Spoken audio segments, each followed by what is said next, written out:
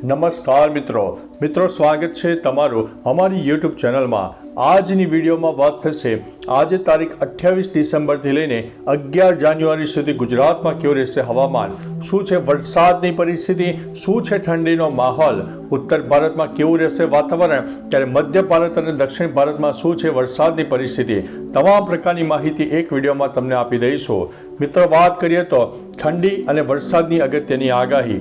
અત્યારે ગુજરાતના અનેક વિસ્તારમાં વાતાવરણ ખુલ્લું તો કોઈક વિસ્તારમાં વાદળછાયું વાતાવરણ પણ જોવા મળી રહ્યું છે, એટલે કે મિશ્ર ઋતુનો અહેસાસ આપણને થઈ રહ્યો છે।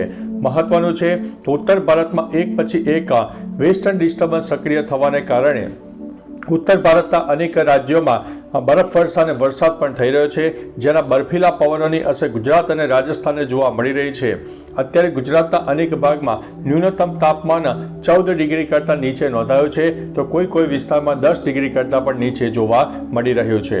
મહત્વનું છે કે બર્ફીલા પવનોની અસર હજુ પણ આગામી એકાદ અઠવાડિયું ચોક્કસથી આપણને રહેવાની છે। હવે વાત કરીએ તો વરસાદની આગાહીની। અત્યારે ગુજરાતના અનેક વિસ્તારમાં વરસાદી માહોલ જોવા મળી રહ્યો છે, જેમાં ઉત્તર ગુજરાત, મધ્ય ગુજરાત અને દક્ષિણ ગુજરાતના અનેક વિસ્તારમાં ગત 48 કલાકમાં નોંધપાત્ર વરસાદી ઝાપટા પણ જોવા મળ્યા છે। તેની પાછળનું મુખ્ય કારણ છે કે મધ્યપ્રદેશ તરફ એક વરસાદી સિસ્ટમ સક્રિય થતાં આવું ને આવું વાતાવરણ હજુ પણ 24 થી 48 કલાક જોવા મળી શકે છે। તારીખ 30 ડિસેમ્બરથી આ જે વાદળછાયું વાતાવરણ છે તે ધીમે ધીમે હટવાનું શરૂ થઈ જશે અને વાતાવરણ એકદમ ક્લિયર પણ થાય તેવી સંભાવના દેખાઈ રહી છે। બીજી તરફ મિત્રો વરસાદી વાતાવરણની સાથે ઠંડીનો માહોલ પણ યથાવત રહેશે, પરંતુ ચોક્કસથી જે જગ્યાએ વાદળછાયું વાતાવરણ છે ત્યાં થોડુંક ઠંડીમાં નોંધપાત્ર કહી શકાય કે ઘટાડો થાય તેવી પણ સંભાવના દેખાઈ રહી છે અને સૌરાષ્ટ્ર હોય કચ્છના અનેક ભાગોમાં ઠંડીનો માહોલ હજુ પણ યથાવત રહેવાનો છે। સાથે સાથે પવનની ગતિની પણ વાત કરીએ તો 15થી લઈને 20 કિલોમીટર પ્રતિ કલાકની ઝડપે પવન પણ ફૂંકાશે। હવે વાત કરીએ તો ગુજરાત ઉપર કયો ખતરો છે, તો મિત્રો ગુજરાતમાં પ્રદૂષણની માત્રામાં નોંધપાત્ર વધારો થયો છે।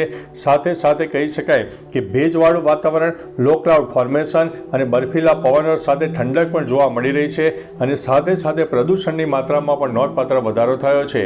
અનેક વિસ્તારમાં એર ક્વોલિટી ઇન્ડેક્સ 300થી લઈને 320ની આસપાસ જોવા મળે, જે સંભવિત ખતરનાક શ્રેણીમાં માનવામાં આવે છે।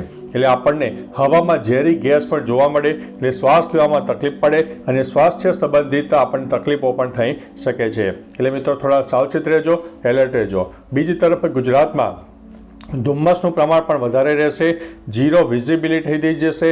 હાઈવે હોય, રોડ રસ્તા ઉપર સાધનો ચલાવો તો ધ્યાનથી ચલાવજો, જેમાં તમને 100 મીટરના અંતરે પણ સામેથી આવતું વાહન ન દેખાય તેવી પણ પરિસ્થિતિઓનું નિર્માણ થશે, એટલે થોડા સાવચેત રહેજો, એલર્ટ રહેજો।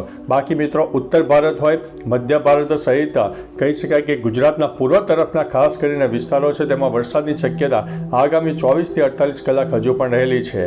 હવે વાત કરીએ તો જાન્યુઆરી મહિનાની।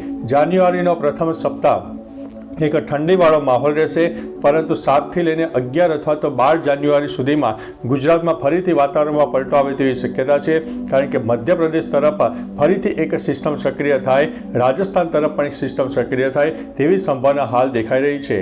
મિત્રો આ એક પૂર્વ અનુમાન છે, તેમાં ઘણા બધા ચેન્જીસ થતા રહે છે, પરંતુ એક આ કહી શકાય કે એક પૂર્વ અનુમાન ગણીને ચાલવો, જેમાં 5 થી 10% ગણીને ચાલવો, તેની અંદર કંઈક ફેરફાર થશે તો તમને આવનારા દિવસોમાં ચોક્કસથી માહિતી આપી દઈશું। તો મિત્રો તમારા વિસ્તારમાં વાદળછાયું વાતાવરણ હોય, પવન હોય, ઉપરાંત ઠંડીનું પ્રમાણ કેટલું હોય, વરસાદ પડ્યો છે કે નહીં અને વાદળછાયું વાતાવરણ છે તો કેટલા પ્રમાણમાં છે તે પણ વિસ્તારો સાથે નીચે કમેન્ટમાં જણાવજો, જેથી અન્ય મિત્રો પણ જાણી શકે।